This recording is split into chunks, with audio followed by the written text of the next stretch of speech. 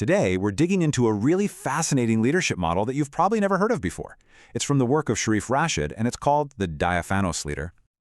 So right off the bat, you're probably asking, what in the world is a Diaphanos leader? Well, it's a term that tries to blend two leadership styles that honestly often feel like they're on opposite ends of the spectrum. The goal is to create something completely new. Let's break down the word itself. Diaphanos comes straight from the Greek for to see through. Imagine something light, delicate, almost transparent, you know? The source material points out that while we might think of fabrics, it can also be a perfect way to describe a personality, and by extension, a whole style of leadership. And this brings us to the core metaphor, the big idea. The author, Sharif Rashid, actually defines a Diaphanos leader as a transparent butterfly leader. Now stick with me here, because that image is absolutely central to understanding this entire concept. It's all about combining transparency with the incredible journey of a butterfly. But before we really unpack that whole butterfly idea, we need to set the stage a little bit. To get why this model is so different, we first have to do a quick flyby of the leadership styles we're all pretty much used to. I mean, we all know the usual suspects, right? There's the autocratic style, where one leader calls all the shots, which is great when you need to make a fast decision in a crisis. Then you've got democratic leadership, all about getting the team's input, and of course, transformational, which is focused on inspiring big change. These are kind of the traditional building blocks, but the Diaphanos model is trying to build something totally different. So how does it do that? Well, the Diaphanos model is basically born from the tension between two really powerful but seemingly opposite approaches, humble leadership and assertive leadership. And this contrast is absolutely key. Assertive leadership is what we often picture: confident, direct, solution-oriented. Humble leadership, on the other hand, is built on things like self-awareness, listening, and empowering others. One is about taking charge, the other is about serving the team.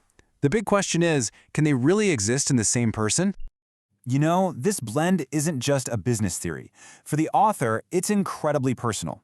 He dedicates his book to his father, who taught him that classic assertive style of leadership, and to his mother, who showed him the quiet power of being humble and people first. It perfectly captures how these two styles can, in fact, live inside one person. Okay, but this brings up a huge concern for a lot of people. Does being a humble leader mean you just don't have that executive presence? You know, that confident authority people look for? It's a totally fair question, but the source material argues it's based on a complete misunderstanding. Because think about it, real executive presence isn't just about being loud or commanding. It's built on things like gravitas, clear communication, and emotional intelligence. And here's the kicker: authenticity and self-awareness, which are the very heart of humble leadership, are actually essential for building the trust that creates real executive presence. They're not fighting each other, they're actually working together. So now we can go back to our central metaphor, the butterfly. This isn't just about being delicate. The real power here is in the journey of transformation, the metamorphosis. The source connects this whole idea to late bloomers, those people who find their true calling and success a bit later in life. Their journey is almost never a straight line. It's full of all kinds of diverse experiences, setbacks, and resilience, a lot like a caterpillar's long transformation. They become these seasoned leaders through a slow, steady process of growth. I mean, just take Colonel Sanders. He was 62 years old when he finally franchised Kentucky Fried Chicken. All those decades he spent running a small roadside restaurant weren't a delay. That was his essential, slow process of building the foundation for what would become a global empire. Or how about Ray Kroc?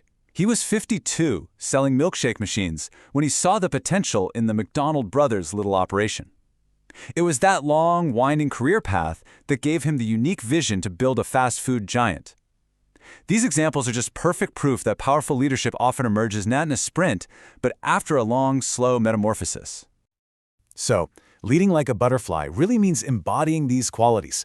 It's about inspiring transformation in your people, navigating with a clear purpose, and even pollinating ideas across different teams to help everyone grow. It's also about being light and agile, making quick, smart decisions without getting bogged down in bureaucracy.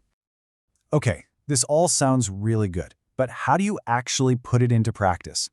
Let's get into the actionable blueprint for how you can become a Diaphanos leader. The source lays out a pretty clear 4-step plan. First, lead with authenticity. That means being true to yourself and owning your mistakes. Second, communicate with transparency by sharing the why behind your decisions. Third, empower your team with trust and empathy. Actually listen to them. And finally, create a culture of open feedback where everyone's goal is to grow together. And here's a fantastic real-world example of this in action. The author talks about a company that created a laser printer award. Just think about that for a second. Old dot matrix printers were so loud and clunky, but modern laser printers, they produce a huge volume of work silently and efficiently. This award celebrated those high-performing, low-ego employees who delivered incredible results with zero noise. It's a perfect way to reward that humble effectiveness. Ultimately, this entire model really comes down to one core philosophy. As Sharif Rashid puts it, leadership starts with the person you are, not just the role you play. It's an internal journey, one of developing your own authenticity, transparency, and resilience. So, as we wrap up, the challenge from this idea isn't to change completely overnight. It's about taking one small, intentional step. So the question to leave you with is this. What's one single, transparent action you're going to take tomorrow to begin your own metamorphosis?